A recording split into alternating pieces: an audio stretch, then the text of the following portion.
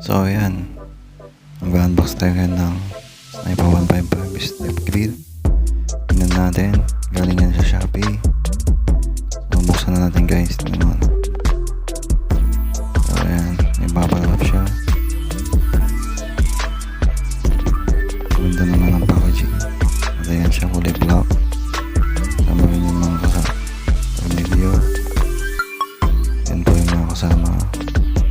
So okay naman lahat, wala namang kulang.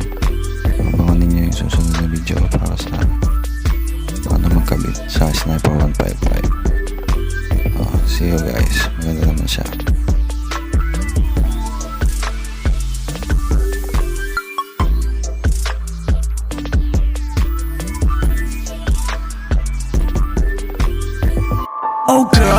Oh girl, you got me going psycho.